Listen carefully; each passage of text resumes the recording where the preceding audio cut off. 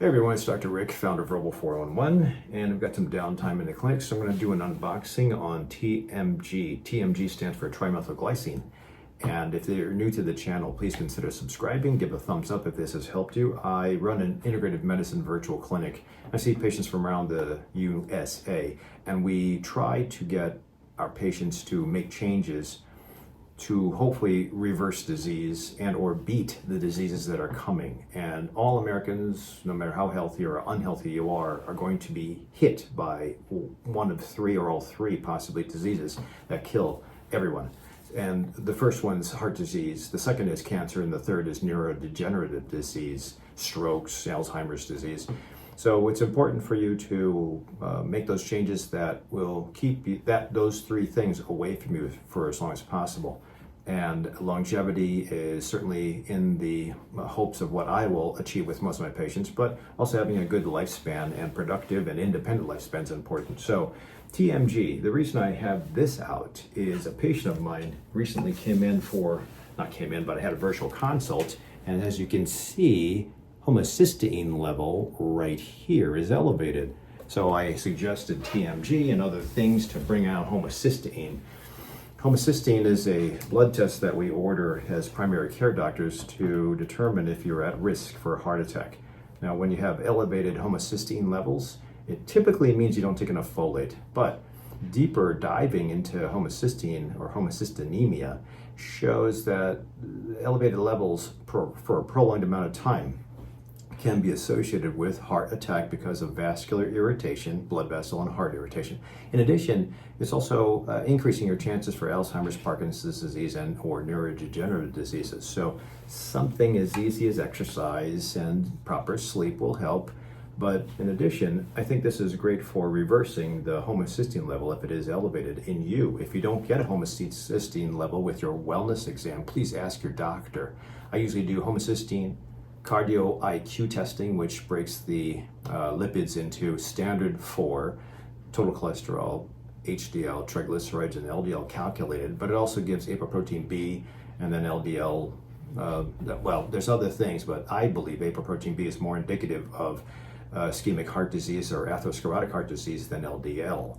It's a lot of acronyms, but bottom line is that when you're being checked with your annual wellness exam, if the doc is just saying, yeah, you're okay for now because your ratio of HDL to LDL is good, screw that. It's not that powerful anymore. I mean, HDL is important to see when my patients are exercising, and if they're not exercising with resistance and they're just doing cardio, I'll say, well, here's your HDL, it's too low, let's bring it up. And usually that's a tough one to manipulate, but I think that when you have resistance exercise in your activities of weekly requirements, it will come up eventually, in addition to watching your triglycerides. But in the case of homocysteinemia or homocysteine elevation, trimethylglycine can reduce that nicely. Why? Because, well, the data shows that the TMG, well, let's break it down first. TMG is three methyl groups attached to a glycine group.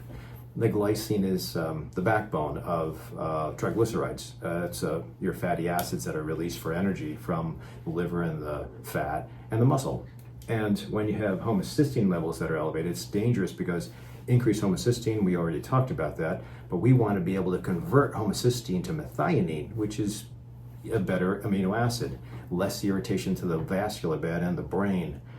And in many cases, if you provide your body with enough methyl groups, it will help do that. It'll help reverse the homocysteinemia. That's as easy as that. I think phosphatidylserine will do it too, or methylated B12 will do that too, which if you're a vegan or following the Ornish diet, which is vegan, low fat, please consider taking B12 and methyl compounding. Most people would just take cyanocobalamin, but not to distract my talk about TMG, if you just take B12 or the B12 complex with methylated B12, it's only $1 more and you get the methyl groups. But if you don't need that and you get pill fatigue, just consider hitting yourself with this in addition to working yourself up. But that's all with you and your provider during your wellness exam. And by the way, the American College of Physicians has said a wellness exam doesn't help, so they don't suggest it. And I believe there are components of an average wellness exam, if your doctor talks to you about lifestyle change, that are worth it. Physical exams not even worth it. Pap smear, bimanual exam, prostate exam aren't even suggested by the USPSTF anymore. That's just a governing body that says what's healthy, what's covered, what's not covered. Anything that's a grade A or a grade B on the USPSTF is covered by your insurance as far as screening. But wellness exams, if they're not done by an integrative medicine doctor, are a dime a dozen. I don't think they're great. I mean, most doctors just do a CBC and a comprehensive metabolic and maybe a TSH, and that's it. And they tell you, okay, see you next year if you don't have any symptoms. But truthfully, you really have to have that thing personalized. And I take about an hour to an hour and a half to do my wellness exams. And if your doctor doesn't do more than that, or just spends time telling you about vaccines,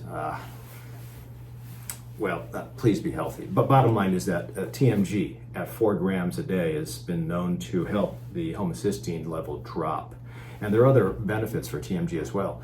I initially started this because I thought it would help my sleep, and the methyl groups, or the glycine in this, the G part, supposedly helps with stimulating something called the suprachiasmatic nucleus, and that supposedly drops your temperature at night. Dropping temperature at night will allow you to get into deep sleep and REM faster. The data is kind of wishy-washy, but there are hardly any side effects with this. So when I did take it, my deep sleep actually got longer in duration than my REM. I have been taking this for a couple weeks, and my deep sleep hasn't switched back. So something's working. Something definitely, with all the data I use, something happened, and I'm waiting for it to revert back to more REM and a little bit of deep. Now it's all deep and a little bit of REM, which could be good. But I'm still in training, and I've got 5 months till I hit Mount Rainier with my team. So I'm trying to maximize it as much as possible. So if you do have a homocysteine level that's high, consider it. If you have a sleep abnormality and you're a data watcher, consider this for about a month. So 4 grams a day, that's every pill of this is, or I should say 3 tablets of this is equal to 3,000. So 4 tablets would probably be a good approximation. The other thing that this is good for in some data, small data sets, even double-blind randomized control, it increases strength.